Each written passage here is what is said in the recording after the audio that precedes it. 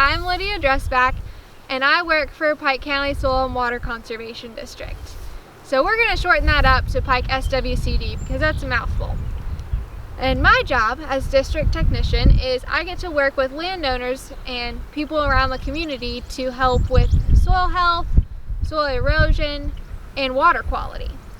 So with soil health, that can encompass a wide variety of things because your soil has so many living things in it that each one needs taken care of, and there are so many different things that people in the community can do, as well as farmers, which is what we're going to focus on in this video.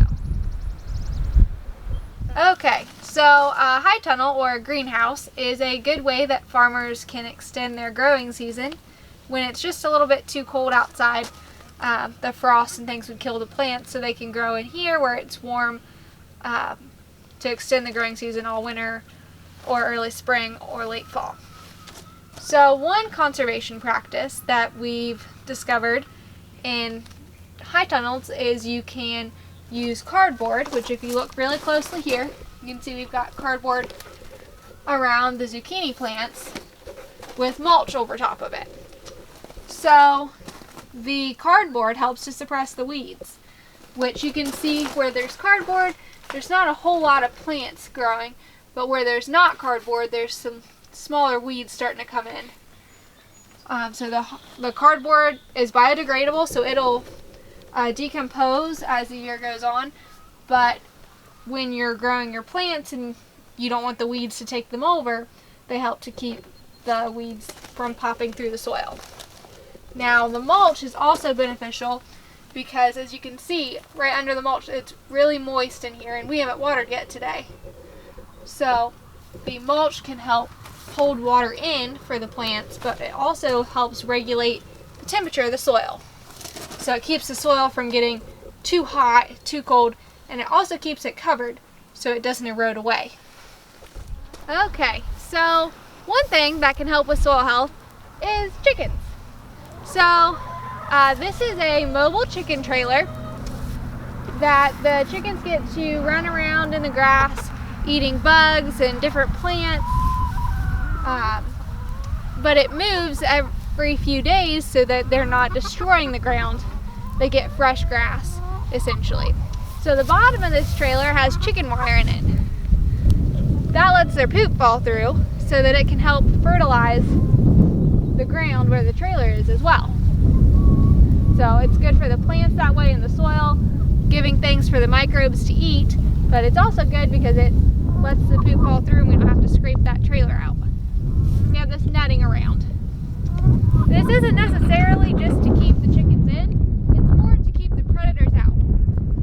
Do you know a skunk is one of the biggest predators of chickens? Well, a skunk can't fit through this electric fence, so it keeps them away from our chickens. Okay, so another conservation practice that you can do at home and farmers can do is composting. So this is composting on a large scale. The farmer mixes wood chips with his cow manure and whatever straw and other things and makes these windrows, and then he uses that machine over there, the compost turner, to mix it up to keep air through it so it keeps decomposing, becoming good soil. So if you look at it, this has already been through the composting cycle, but it's really dark, rich material in here that will help the plants grow on the field. So we'll spread it right before we plant out on the fields to help cover the fields and also put nutrients back in and boost that soil health again. Here is an example of a manure spreader that the farmer is using to spread some of the compost on his field.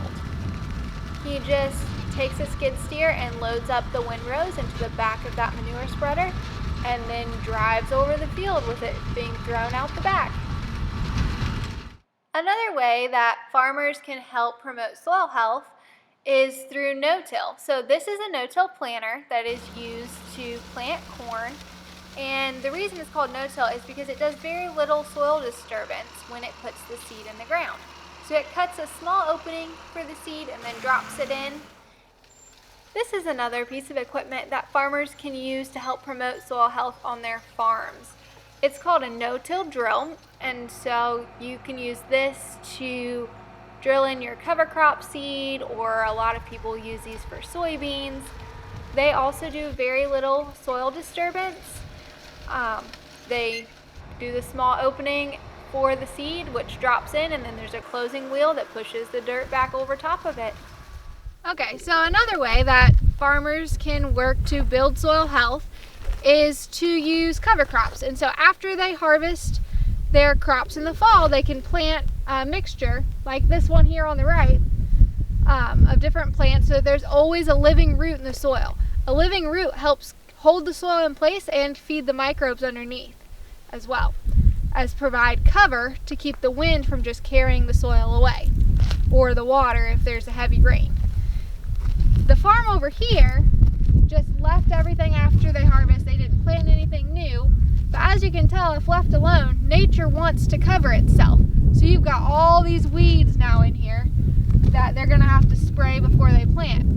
Whereas in the cover crop field over here, yes, they may spray it, but they can use a roller crimper just to lay it down as a mat to help hold the weeds down, so it'll work as weed suppression instead of helping the weeds survive. And so if you look in here, you can see that there's cowpeas, there's rye, there's vetch, there's clovers, there was radishes in here, and that variety helps the microbes underneath the soil, because like you don't like to eat the same thing every day. You don't want peanut butter and jelly sandwiches or chicken nuggets every day, the same thing. Well, neither do the soil microbes. They like a variety. They like to eat a little bit of the ryegrass, they like to eat a little bit of the clover, some of the vetch, peas, as they decompose as well. So this mixture promotes soil health. It also works, which as you can see, we've got electric fence around it here. So this field is sectioned off in paddocks that the cows will graze. So this will be cow feed while the pastures get a break. So the cows will come on here and eat, and they'll also poop while they're out here. And that will help provide nitrogen for the crops that we're getting ready to plant in May. Now here's the example of the roller crimper that I was talking about that farmers can use on cover crops instead of having to use chemicals to spray and kill them. So what they do is they hook their tractor up to this machine that looks kind of like a rolling pin with ridges on it. And so the ridges, when they rolls over this grass to lay it down flat like you see, it crimps it and kills it and keeps it flat so that the weeds can't pop up through the bottom. Thanks for learning about conservation with us.